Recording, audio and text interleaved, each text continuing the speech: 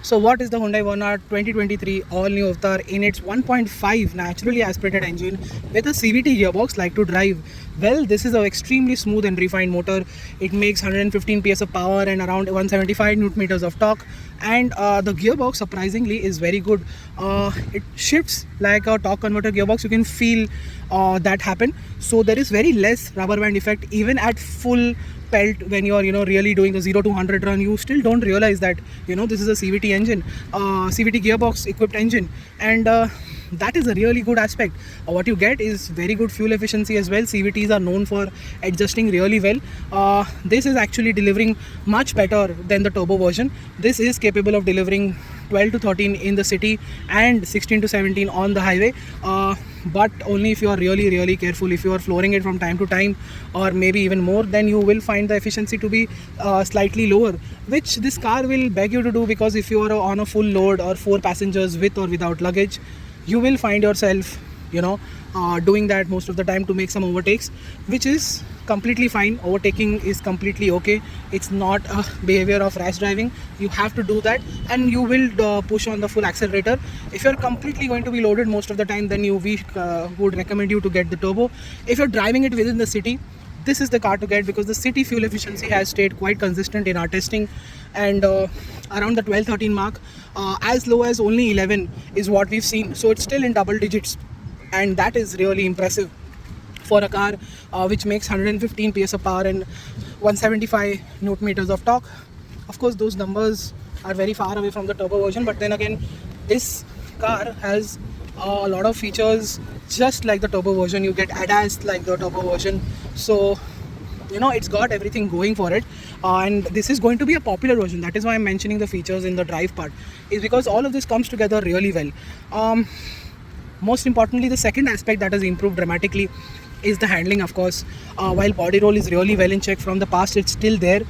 Steering provides very good feedback, but it feels artificial, and body roll is there. It is slightly higher, but then again, when it reaches the limit, it is still well in control. It doesn't feel out of control in any way.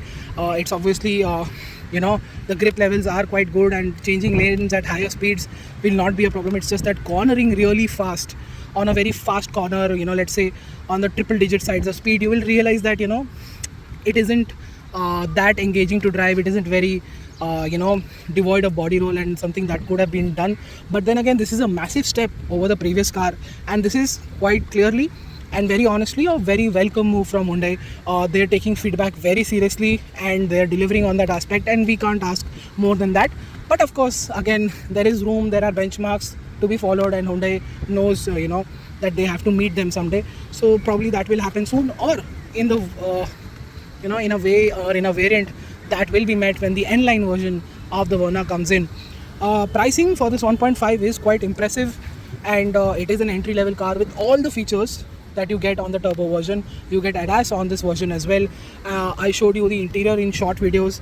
I showed you the exterior in some short videos. Go check them out, and that will tell you that the Verna isn't quite clearly lacking in any aspect now. The design is radical. You may like it or not like it, but if you like it, you will be impressed with the interior, with the quality, with the features list, with the driving dynamics, and with the fuel efficiency of this 1.5. And the way this car behaves now is much better. The braking is much better. The ride quality is much more mature, and all of that is still far away from the benchmark, but it comes very close to that benchmark, and we are quite clearly happy with this new Verna. The pricing, of course, is quite good for the 1.5, very specifically IVT here. Naturally aspirated motor pricing is actually quite good. Even the turbo variants are priced well for now, and we think it has what it takes to be considered in this segment quite easily. If you don't have any sporty requirements from your car, you don't want a very good handling car, you're not very keen on that, then you can get the Verna. It is, as always, a very comfortable car, a high quality car. It behaves really well. It is mature and sensible, and that's what the Verna has always been about.